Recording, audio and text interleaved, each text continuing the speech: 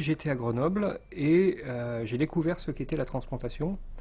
Et là, j'ai eu une sorte de coup de foudre parce que, effectivement, la transplantation ouvre pour le chirurgien au domaine de la chirurgie un peu compliquée et d'expertise, mais elle ouvre aussi sur les champs de l'immunologie, sur les champs de l'éthique, sur les champs de la pathologie infectieuse, etc., etc. Et d'emblée, ça a été quelque chose qui m'a beaucoup intéressé. J'ai rencontré Max Bernard, et quand je l'ai rencontré et qu'on a discuté de greffe, et que j'ai pu regarder et comprendre ce qui se faisait dans ce service, je me suis dit c'est là qu'il faut que dans cette direction qu'il faut que je m'oriente. Alors la question des révolutions dans la transplantation et puis le fait de les intégrer dans son activité. Je pense que de toute manière, quand on regarde l'histoire ou des greffes ou de la médecine en général, on a toujours l'impression que les pionniers sont avant nous.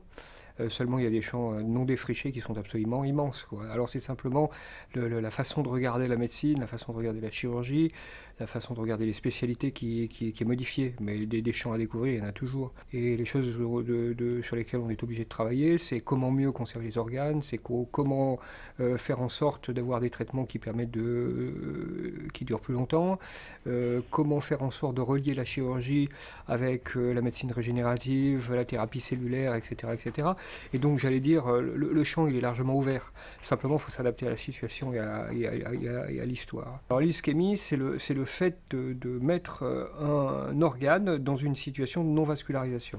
Il n'y a plus de perfusion de l'organe par du sang, et donc il est privé d'oxygène, il est privé de nutriments, et il souffre à cause de ça.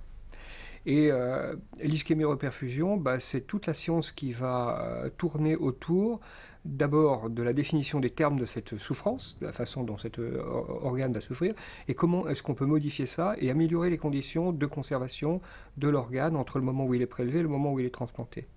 Et donc, quand on a un donneur décédé par arrêt cardiaque, c'est un donneur qui est décédé par arrêt cardiovasculaire respiratoire, le cœur s'est arrêté, et la particularité, c'est que les organes ont été exposés à un temps d'ischémie chaude, puisque le cœur s'est arrêté, relativement prolongé.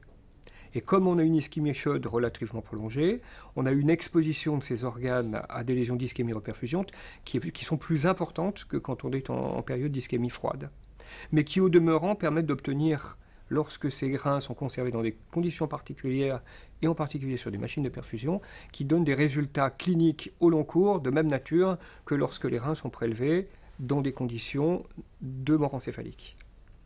Depuis la formation de Santerre, certaines problématiques ont changé et certains champs de la transplantation ont évolué et de nouvelles questions se posent et donc il faut aussi probablement faire évoluer Santerre vers ces nouvelles problématiques. Par exemple, ischémie-reperfusion n'était pas fondamentalement une des questions qu'on se posait, ça fait partie des questions sur lesquelles il faut aller.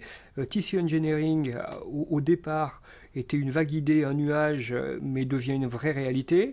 Donc il y a des choses probablement à développer dans ce sens-là, et on trouverait probablement d'autres thématiques qui sont en cours. Je pense que la fierté qu'on peut avoir, c'est de se dire quelque part qu'on est utile à des gens qui sont dans la souffrance et qu'on essaie de les prendre en charge le mieux possible. C'est clairement pour ça que j'ai fait de la médecine. Vous avez des gens qui sont en souffrance, qui sont pour les greffes composites, on dit en mort sociale, c'est-à-dire désinsérés de leur milieu familial, de leur milieu professionnel, etc.